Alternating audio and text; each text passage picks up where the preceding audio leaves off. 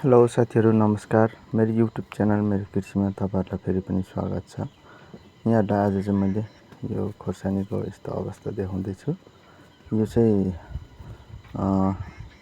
फल्दै गरेको अवस्थामा राम्रोसँगले फल्दै थियो र त्यसपछि चाहिँ यसमा स्याङ्ले लागेर चाहिँ यसरी पूर्ण रूपमा नष्ट हुँदै गइरहेको छ। यो चाहिँ एक हप्ता अगाडिसम्म त राम्रै थियो, त्यसपछि भनेको यो मौसमको कारणले पनि होला, घाम पानी हुँदै हुँदै यो चाहिँ पूर्ण रूपमा यो चाहिँ नष्ट हुँदैछ। यो चाहिँ अकबरे खोर्सानी हो। यो इलाम जिल्लामा सूर्यधार नगरपालिकाभित्र पर्छ र यो विगतको सालमा पनि यसरी नै स्याङ्ले चाहिँ लागेको थियो, तर यति साह्रो चाहिँ भएको थिएन। यो साल चाहिँ पूर्ण रूपमा नै यो नष्ट हुँदैछ र यो चाहिँ लगभग हरियो हामीले टिप्दाखेरि भनेको 4 टिपाइ जति गऱ्यौँ। त्यसपछि भनेको चाहिँ यसरी स्याङ्ले लागेर पूर्ण रूपमा नष्ट हुँदैछ र यसको चाहिँ रोकथामको लागि चाहिँ ट्राइकोडर्मा नै यसको चाहिँ बेस्ट औषधि हो भनेर भन्थ्यो, तर यसमा हामीले ट्राइकोडर्मा पनि युज गरेको हो।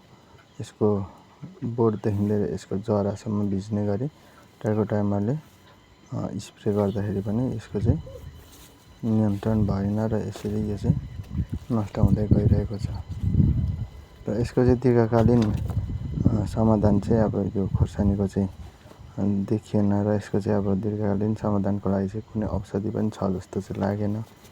यसमा चाहिँ यो स्याङ्रे भन्ने रोगले चाहिँ भेटिसकेपछि भनेको बिस्तारै बिस्तारै गर्दै यो चाहिँ पूर्ण रूपमा नै नष्ट हुँदो रहेछ र यो चाहिँ यहाँ हेर्न सक्नुहुन्छ। यसरी पुरै खोर्सानी चाहिँ बारीमा नै पुरै बारी नै सखाप हुँदैछ।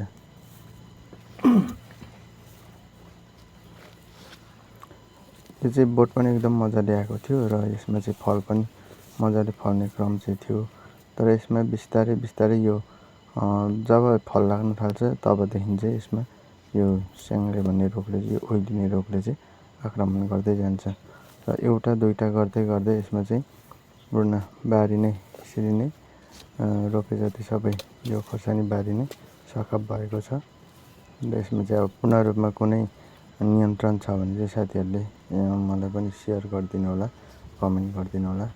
यसको लागि चाहिँ केही रोकथाम छ भने चाहिँ कुनै यसको औषधिहरू छ भने चाहिँ तपाईँहरूले कमेन्ट गरेर बताइदिनु होला। र यो चाहिँ मजाले फल्दै थियो र यो चाहिँ अब पाक्ने क्रम जारी थियो, तर यो चाहिँ पाक्नुभन्दा अगाडि नै हरियो हुँदाखेरि नै यसरी सखाप हुँदैछ।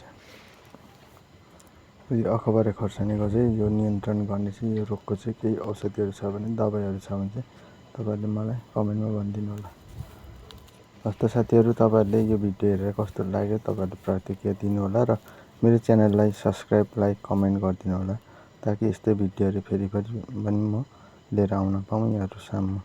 हस्त धन्यवाद।